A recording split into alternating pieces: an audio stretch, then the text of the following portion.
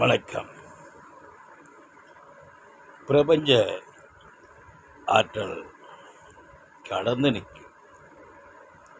இருள், மரல், மூட நம்பிக்கை, பிரமை, கற்பனை இதையெல்லாம் கடந்து நிற்கும்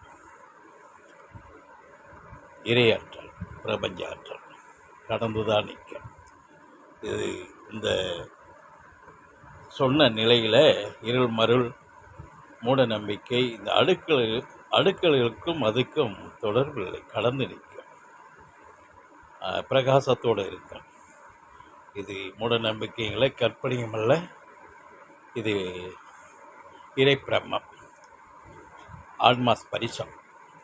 அந்த ஆன்மா ஸ்பரிசம் ஒருவரை பார்த்த உன்னையே அவருடைய உள்நிலையை அறிந்து கொள்ளும். ஆன்மா ஸ்பரிசம் இருந்தால் தான் அறிந்து கொள்ளும், இல்லாட்ட அது கற்பனை ஆகிவிடும், மூட நம்பிக்கை ஆகிடும், மாயை, மருள் அந்த நிலை கொண்டு போயிடும். இது உண்மை சம்பவம். ஒருவர் டெய்லர் அடியன் ஆஃபீஸ்க்கு முன்னாடி இருக்கிறார், கடை போட்டிருக்கார். கேஸுகள் வராத நேரத்தில், மாலை நேரத்தில் நல்ல தியானம் பண்ணுவேன்.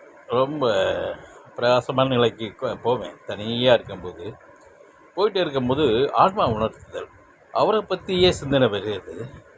இவருக்கு ஹார்ட்டு அட்டாக் வர போகிறது உணர்த்துது. ஓயாமல் உணர்த்தும் போது வேறு வழி இல்லை.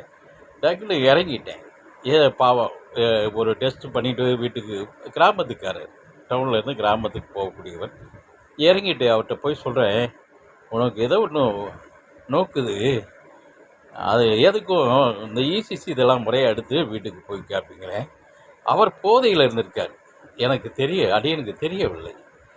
எப்படி சொல்கிறீங்க, எதுக்கு சொல்கிறீன்னு போதையிலேயே ரொம்ப வாதாட்டம் பண்ணிவிட்டார். சரியா, அதுக்கு மேலே ஒரு பிரியம், எதுக்கும் டெஸ்ட் பண்ணி போய்க்க அப்படின்னு நான் அடியன் மேலே சென்று விட்டேன்.